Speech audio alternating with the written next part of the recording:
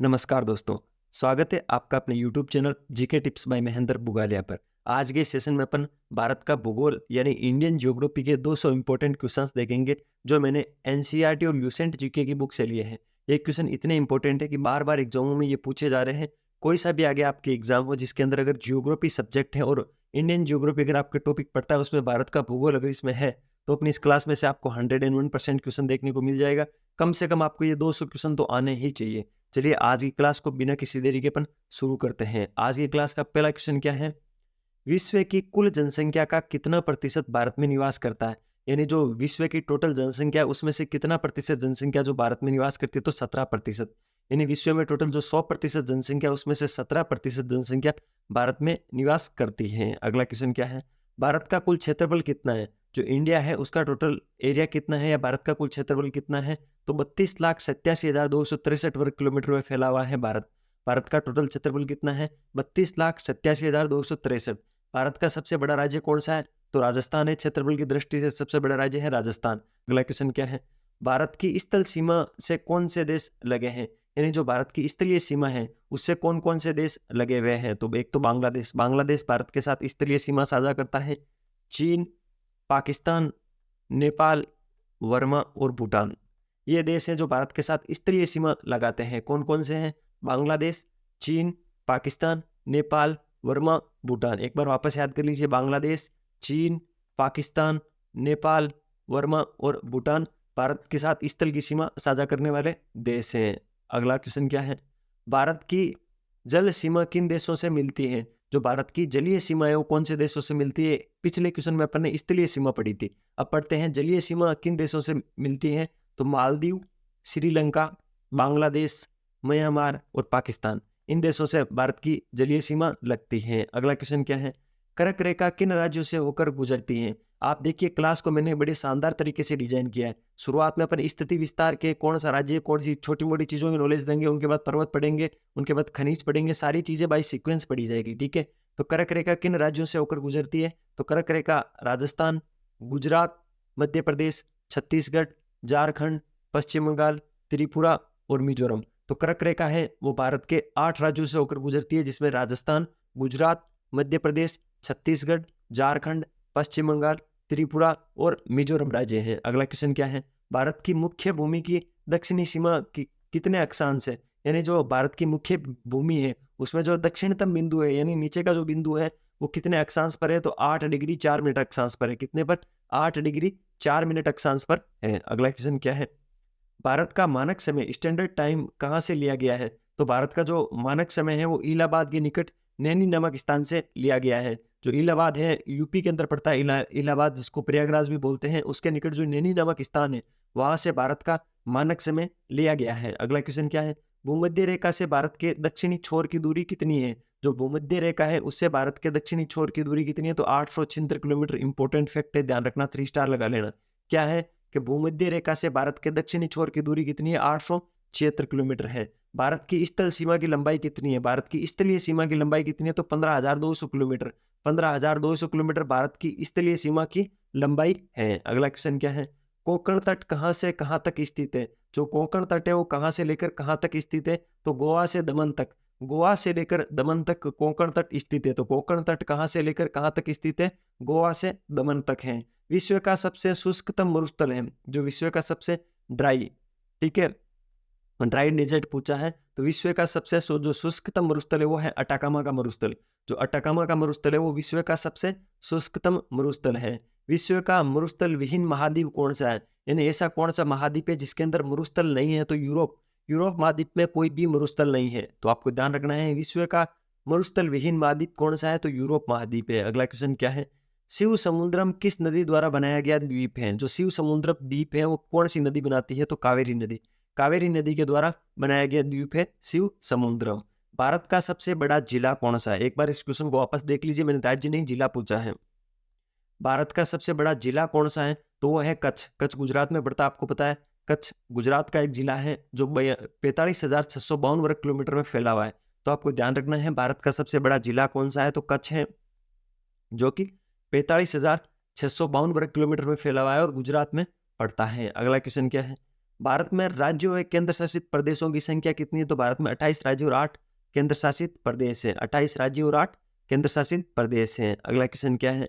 भारत में मैंग्रोव वनस्पति का सर्वाधिक विस्तार किस राज्य में है?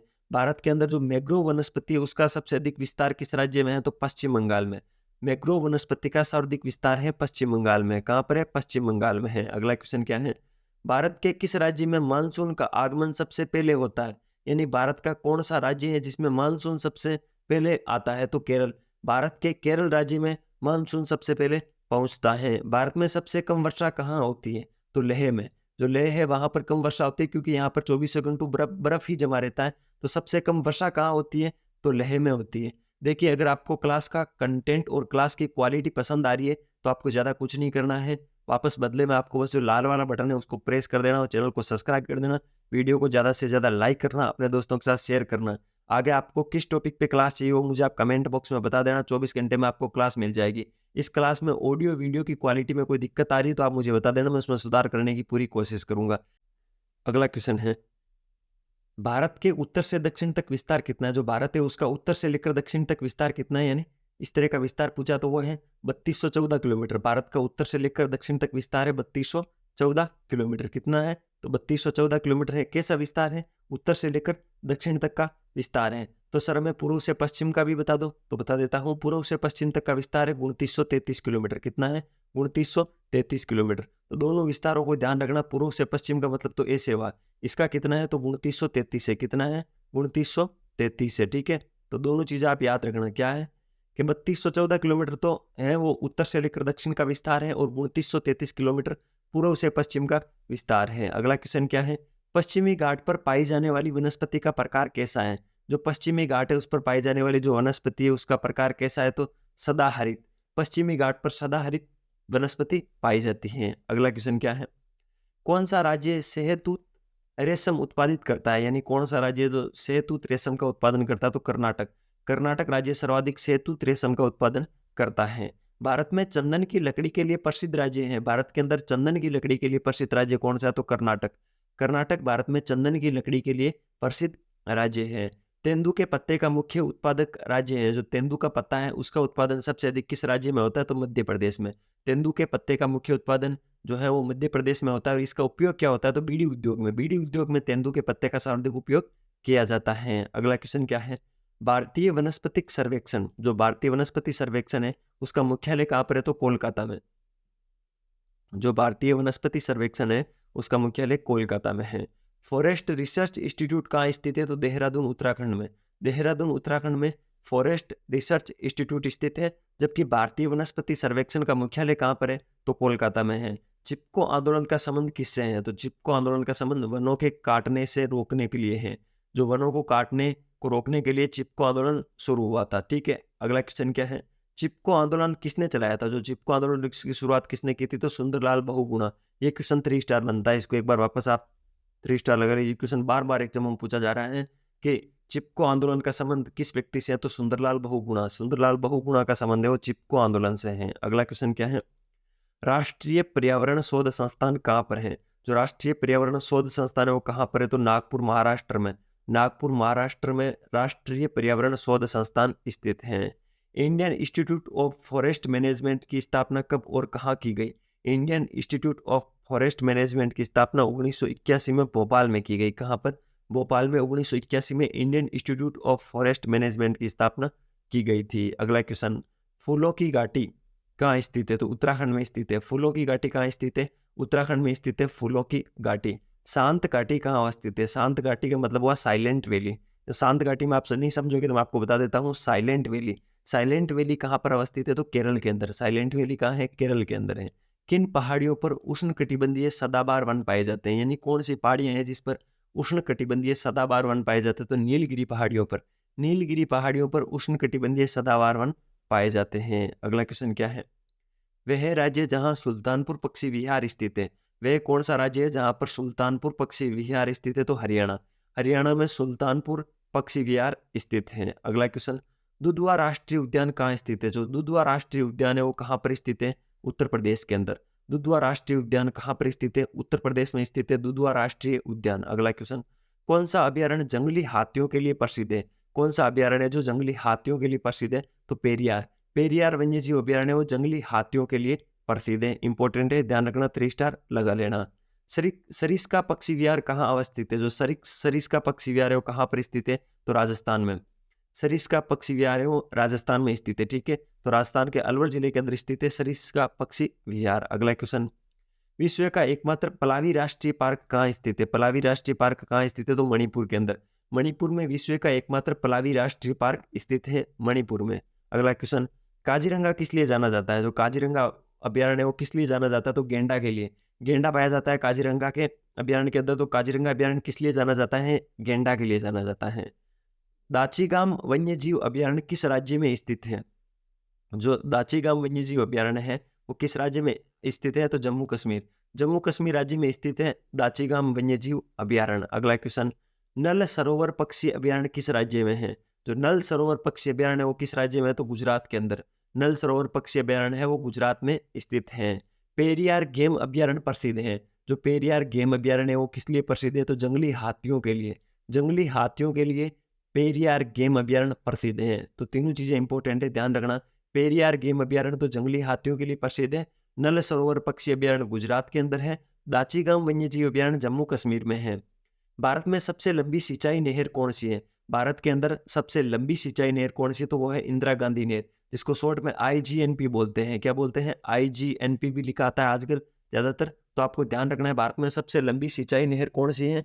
तो वो है इंदिरा गांधी नहर, जिसको IGNP के नाम से भी जाना जाता है। ये राजस्थान के अंदर ज्यादा सिंचाई का कार्य करती है। सारण सिंचाई नहर निकलती है। जो सारण सिंचाई नहर है वो कहाँ से निकलती है? तो गंडक नदी से। गंडक नदी से निकलती है सारण सिंचाई नहर। अगला क्वेश्चन, त्रिवेणी नहर किस नदी से पानी आता है? जो त्रिवेणी नहर है उसके अंदर किस नदी से पानी आता है? तो गंडक। गंडक नदी से सारण सिंचाई नहर को और त्रिवेणी नहर को पानी पहुंचता है। अगला क्वेश्चन क्या है, केवलादेव घना पक्षी विहार कहाँ अवस्थित है? जो केवलादेव घना पक्षी विहार है वो कहाँ पर स्थित है? तो भरतपुर राजस्थान के अंदर। राजस्थान के भरतपुर जिले के अंदर केवलादेव घना पक्षी विहार स्थित है, जो कि राजस्थान के उत्तर पूर्व के अंदर स्थित है। नंदा देवी जीव मंडल किस राज्य में स्थित है? जो नंदा देवी जीव मंडल है वो उत्तराखंड में है। नंदा देवी जीव मंडल कहाँ पर है? उत्तराखंड के अंदर है नंदा देवी जीव मंडल। अगला क्वेश्चन क्या है, मानस पशु विहार किस राज्य में स्थित है? जो मानस पशु विहार है वो किस राज्य में स्थित है? तो असम। असम राज्य में स्थित है मानस पशु विहार, ठीक है, इंपॉर्टेंट है, ध्यान रखना। अगला क्वेश्चन क्या है, भारत में सर्वाधिक जैव विविधता पाई जाती है। भारत के अंदर सबसे अधिक जैव विविधता है वो कहाँ पर पाई जाती है? शांत घाटी में, यानी साइलेंट वैली के अंदर भारत में सर्वाधिक जैव विविधता पाई जाती है। अगला क्वेश्चन क्या है, बांदीपुर प्रोजेक्ट टाइगर रिजर्व किस राज्य में स्थित है? जो बांदीपुर प्रोजेक्ट टाइगर रिजर्व है वो किस राज्य में स्थित है? तो Karnataka. Bandipur project tiger reserve है वो कर्नाटक में स्थित है। अगला क्वेश्चन क्या है, कहाना राष्ट्रीय उद्यान किस राज्य में स्थित है? जो कहाना राष्ट्रीय उद्यान है वो किस राज्य में है? तो मध्य प्रदेश में। मध्य प्रदेश राज्य में स्थित है कहाना राष्ट्रीय उद्यान। अगला क्वेश्चन क्या है, भारत में वन्यजीव संरक्षण अधिनियम कब लागू हुआ था? तो 1972 में। भारत में वन्यजीव संरक्षण अधिनियम 1972 में लागू हुआ था। वायुमंडल में सर्वाधिक मात्रा में विद्यमान अक्रिय गैस कौन सी है? वायुमंडल के अंदर सबसे अधिक मात्रा में उपस्थित अक्रिय गैस कौन सी है? तो ऑर्गन। ऑर्गन गैस है वायुमंडल में विद्यमान है, सर्वाधिक मात्रा में विद्यमान अक्रिय गैस है ऑर्गन।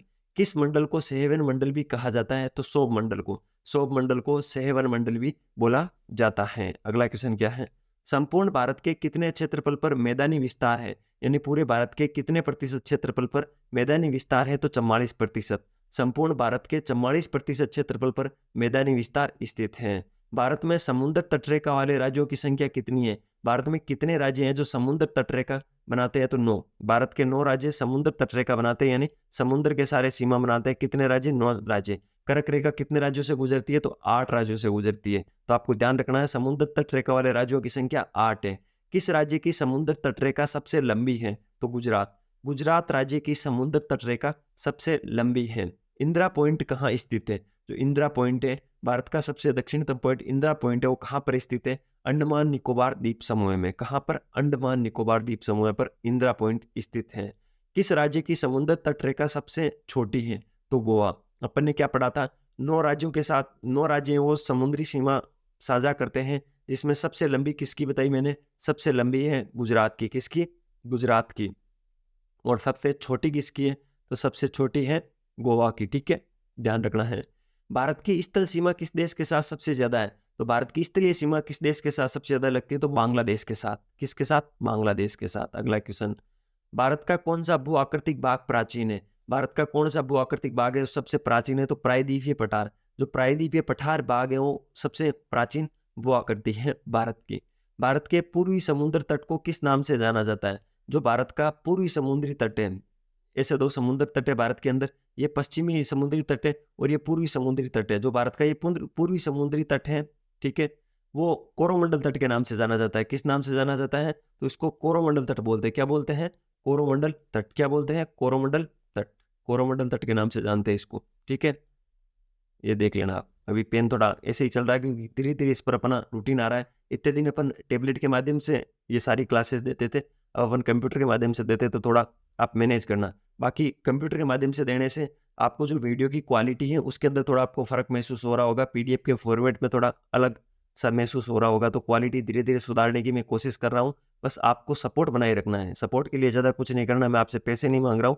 आप बस लाल वाला बटन दबाकर चैनल को सब्सक्राइब कर देना, वीडियो को लाइक कर देना, एक मेरे लिए अच्छा सा कमेंट कर देना, और कमेंट में ये भी बता दिया करो आपको कि सर हमें ये टॉपिक पढ़ा दो, वो टॉपिक मैं आपको पढ़ा दूंगा। इसके अलावा जो बेल वाला आइकन है उसको प्रेस कर लेना, जिससे नया जो भी वीडियो आएगा उसकी नोटिफिकेशन आपको मिल जाएगी और मुझे मोटिवेशन मिलता रहेगा। थार भूमि कहाँ स्थित है? थार भूमि का मतलब वो थार का मरुस्थल पूछ रहा है मोटा मोटी शब्दों में। तो थार का मरुस्थल राजस्थान के उत्तर पश्चिम में स्थित है। कहाँ पर है? राजस्थान के उत्तर पश्चिम में थार का मरुस्थल है, जिसको भारत में तो थार का मरुस्थल बोलते हैं, और जो पाकिस्तान है उसमें उसको चोलिस्तान बोलते हैं। अगला क्वेश्चन क्या है? भारत का कौन सा राज्य सबसे अधिक राज्यों के साथ सीमाएं स्पर्श करता है? तो यूपी।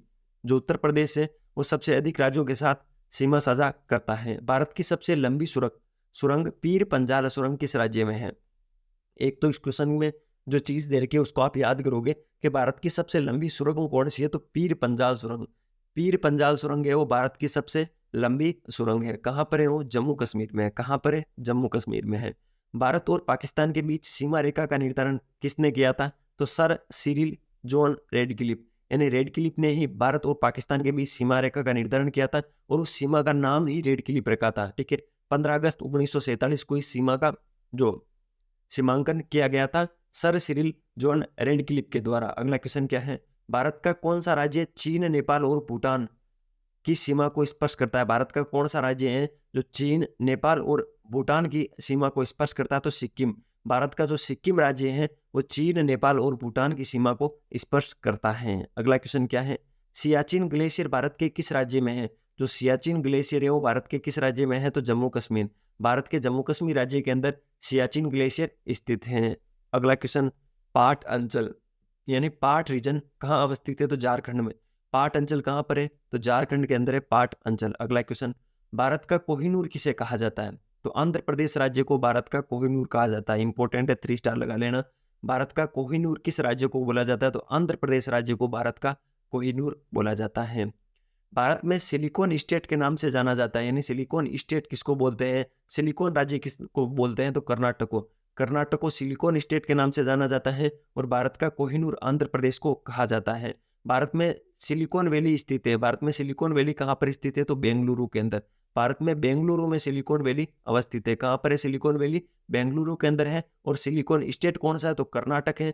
भारत का कोहिनूर कौन सा है? तो आंध्र प्रदेश राज्य है। अगला question, Dulhasti hydro power station अवस्थित है। दुलहस्ती हाइड्रो पावर स्टेशन है वो कहाँ पर अवस्थित है? तो चिनाब नदी पर। चिनाब नदी पर दुलहस्ती हाइड्रो पावर स्टेशन अवस्थित है। अगला क्वेश्चन, तिलैया बांध अवस्थित है। जो तिलैया बांध है वो कहाँ पर अवस्थित है? तो बराकर नदी झारखंड में। जो बराकर नदी झारखंड के अंदर बराकर नदी है वहां पर तिलैया बांध अवस्थित है। और दुलहस्ती हाइड्रो पावर स्टेशन कहाँ अवस्थित है? तो चिनाब नदी पर अवस्थित है। गोविंद वल्लभ पंत सागर जलाशय स्थित है। जो गोविंद वल्लभ पंत सागर जलाशय वो कहाँ पर स्थित है? तो उत्तर प्रदेश यूपी पर अवस्थित है। तो राजस्थान की सीमा यूपी की जहां से लगती है उसके पास ही गोविंद वल्लभ पंत सागर जलाशय स्थित है यूपी के अंदर। अगला क्वेश्चन क्या है?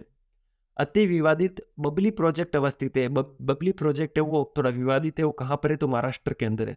बबली प्रोजेक्ट कहाँ पर है? महाराष्ट्र में है। बबली है तो थोड़ी विवादित तो होगी, तो बबली प्रोजेक्ट कहाँ अवस्थित है? महाराष्ट्र में अवस्थित है। अगला क्वेश्चन क्या है? हिमालय की उत्पत्ति किस भूसन्नति से हुई है? जो हिमालय है उसकी उत्पत्ति किस भूसन्नति से हुई है? तो 33 सागर से हिमालय का निर्माण हुआ है। प्राचीन काल में जहां पर अभी हिमालय है वहां पर प्राचीन काल में 33 सागर था और उस 33 सागर की जगह हिमालय की उत्पत्ति हुई है। हिमालय नामक भूसनत्य की उत्पत्ति हुई है। विश्व की सबसे लंबी पर्वतमाला कौन सी है? पूरी दुनिया में विश्व में सबसे लंबी पर्वतमाला कौन सी है? तो आप सब जानते हो एंडीज पर्वतमाला है, वो विश्व की सबसे लंबी पर्वतमाला है। अगला क्वेश्चन क्या है? भारतीय वन अनुसंधान संस्थान कहाँ स्थित है? तो देहरादून। देहरादून कहाँ पर है? तो देहरादून है उत्तराखंड के अंदर। उत्तराखंड में जो देहरादून है वहां पर भारतीय वन अनुसंधान संस्थान स्थित है। अगला क्वेश्चन, गोदावरी नदी कहाँ से निकलती है? जो गोदावरी नदी है वो कहाँ से निकलती है? तो नासिक महाराष्ट्र। नासिक महाराष्ट्र से गोदावरी नदी का उद्गम होता है। ठीक है। दक्षिण भारत की सबसे लंबी नदी आपसे पूछे तो आपको गोदावरी नदी बतानी है। भारत की सबसे लंबी नदी अगर आपसे पूछे तो आपको गंगा नदी बतानी है। दोनों में कंफ्यूजन होता है तो ध्यान रख लेना। अगर भारत की सबसे लंबी नदी आपसे पूछे तो आपको गंगा नदी बताना है, और दक्षिण भारत की सबसे लंबी नदी पूछे तो आपको गोदावरी नदी बताना है। किस नदी को दक्षिण की गंगा कहा जाता है? तो दक्षिण की गंगा गोदावरी को बोला जाता है। जिस प्रकार गंगा भारत की सबसे लंबी नदी है उसी प्रकार दक्षिणी भारत की सबसे लंबी नदी गोदावरी है, इसीलिए दक्षिण की गंगा किसको बोलते हैं? तो गोदावरी को बोलते हैं। गोदावरी का उद्गम कहाँ से होता है? तो नासिक महाराष्ट्र से गोदावरी का उद्गम होता है। अगला क्वेश्चन, मेटूर बांध किस नदी पर बना हुआ है? जो मेटूर बांध है वो किस नदी पर बना हुआ है? तो कावेरी नदी पर। कावेरी नदी पर बना हुआ है मेटूर बांध। मेटूर बांध किस नदी पर बना हुआ है? कावेरी नदी पर बना हुआ है मेटूर बांध। अगला क्वेश्चन, जादूगोंडा किस लिए प्रसिद्ध है? जो जादूगोंडा है वो किस लिए प्रसिद्ध है? तो यूरेनियम की खदानों के लिए। जादूगोंडा के अंदर यूरेनियम की खदानें हैं, यूरेनियम की खदानों के लिए जादूगोंडा प्रसिद्ध है। अगला क्वेश्चन, झारखंड का जीरिया पश्चिम बंगाल का रानीगंज किस लिए प्रसिद्ध है? तो कोयले की खानों के लिए। दोनों ही इंपॉर्टेंट है, दोनों क्वेश्चन बहुत ही इंपॉर्टेंट बनते हैं खनिज वाले चैप्टर में से, तो आप इनको 2 स्टार 3 स्टार जो भी लगाने वो आप लगा लीजिए, क्योंकि ये क्वेश्चन बार बार आपसे पूछे जाते हैं, दोनों जगह इंपॉर्टेंट है। जादूगोड़ा तो यूरेनियम की खदानों के लिए प्रसिद्ध है, और झारखंड का जीरिया और पश्चिम बंगाल का रानीगंज वो कोयले की खानों के लिए प्रसिद्ध है।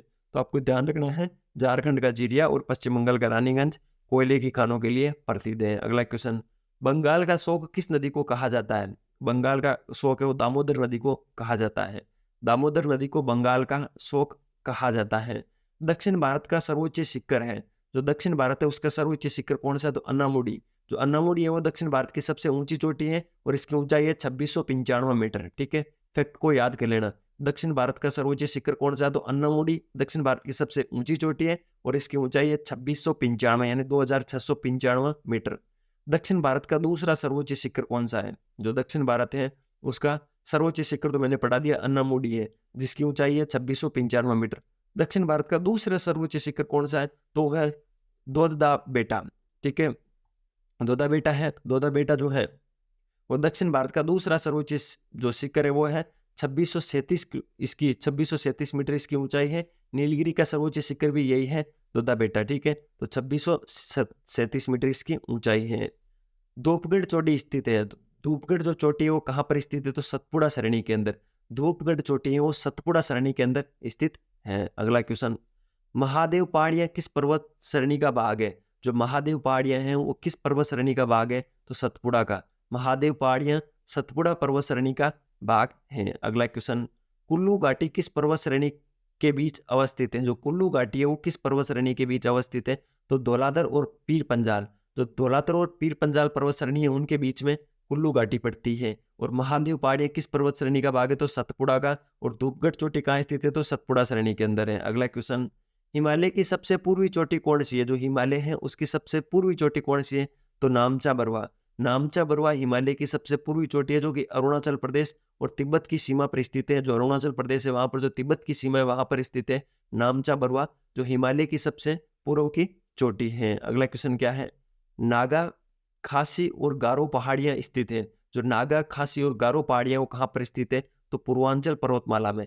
पूर्वांचल पर्वतमाला में नागा, खासी और गारो पहाड़ियां स्थित हैं। अगला क्वेश्चन, कौन सा पठार अरावली तथा विंध्यन पर्वत श्रेणी के बीच पड़ता है? कौन सा पठार है जो अरावली तथा विंध्यन पर्वत श्रेणी के बीच पड़ता है? तो मालवा का पठार। जो मालवा का पठार है वो विंध्यन पर्वत श्रेणी की, अरावली तथा विंध्यन पर्वत श्रेणी के बीच में पड़ता है।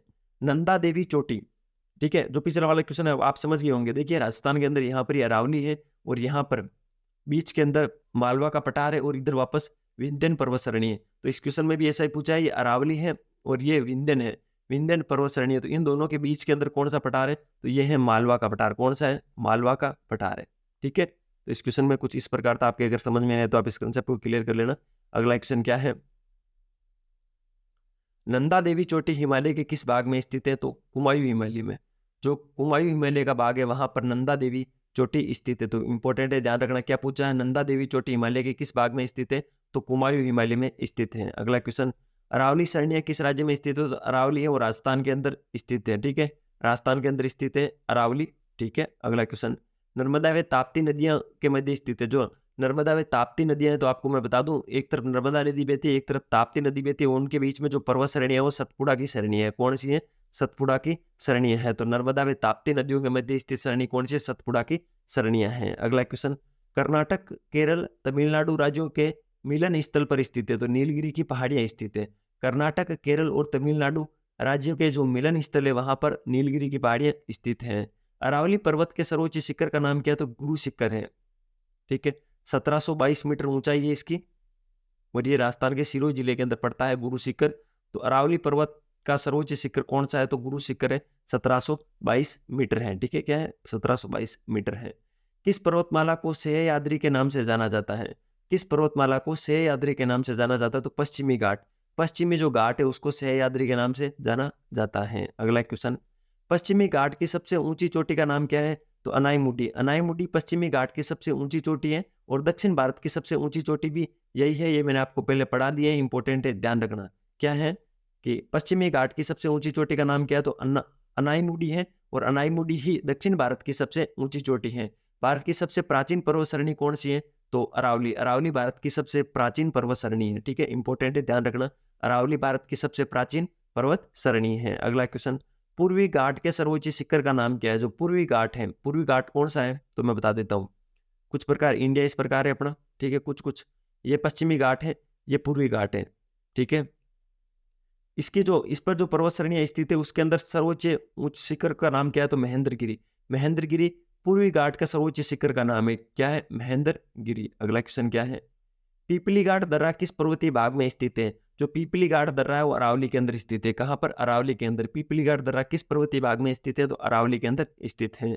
पाल घाट दर्रा किन श्रेणियों के मध्य स्थित है? तो नीलगिरी और अन्नामलाई। तो दक्षिण भारत की नीलगिरी और अन्नामलाई पहाड़ियां हैं, उनके मध्य पाल घाट दर्रा है। तो इंपॉर्टेंट है, ध्यान रखना। नीलगिरी और अन्नामलाई पहाड़ियों के मध्य कौन सा दर्रा है? पाल घाट दर्रा है। पीपली घाट जो दर्रा है वो अरावली के अंदर स्थित है। अगला क्वेश्चन, रोहतांग दर्रा किस राज्य में स्थित है? तो हिमाचल प्रदेश के अंदर। रोहतांग दर्रा कहाँ पर है? हिमाचल प्रदेश में है रोहतांग दर्रा। ये था जो इंडियन ज्योग्राफी है उसके टॉप क्वेश्चंस, जो कि ल्यूसेंट जीके और एनसीईआरटी की बुक से मैंने इंक्लूड किए थे। सारे क्वेश्चन एग्जाम की दृष्टि से इंपॉर्टेंट है। प्रत्येक सब्जेक्ट के इंपॉर्टेंट क्वेश्चन अपने इस यूट्यूब चैनल पे मिलते हैं। तो आप इस यूट्यूब चैनल को ओपन करना, प्लेलिस्ट सेक्शन में जाना, प्रत्येक सब्जेक्ट के आपको वहाँ पर प्लेलिस्ट मिल जाएंगे। वहाँ पर इंपॉर्टेंट क्वेश्चंस, करंट अफेयर वगैरह सारा कंटेंट में बहुत ही शानदार तरीके से प्रोवाइड करवाने की कोशिश करता हूँ। अगर आपको वीडियो का कंटेंट और वीडियो की क्वालिटी अच्छी लगती है तो मैं आपसे यही रिक्वेस्ट करूंगा, आपके लिए अगर मैं इतनी मेहनत करता हूँ, आप एक बार चैनल का वीडियो सेक्शन देखिए। वहाँ पर प्रतिदिन की 2 से 3 क्लास या 1-2 क्लास रेगुलरिटी के साथ मैं आपके लिए मेहनत कर रहा हूँ। तो आप प्लीज़ मुझे थोड़ा सपोर्ट कीजिए, लाल वाला बटन दबाकर चैनल को सब्सक्राइब कीजिए, वीडियो को ज़्यादा से ज़्यादा लाइक कीजिए, अपने दोस्तों के साथ शेयर कीजिए, कमेंट के माध्यम से बता दीजिए आपको आगे कौन सा टॉपिक पढ़ना है। आपकी सूचना के लिए बता देता हूँ, जो बेल वाला आइकन है उसको जरूर प्रेस करना, जिससे नए वीडियो की नोटिफिकेशन आपको मिल जाएगी और मुझे मोटिवेशन मिलता रहेगा। अपनी पढ़ाई जारी रखिए, स्वास्थ्य का ध्यान रखिए। टेक केयर, जय हिंद।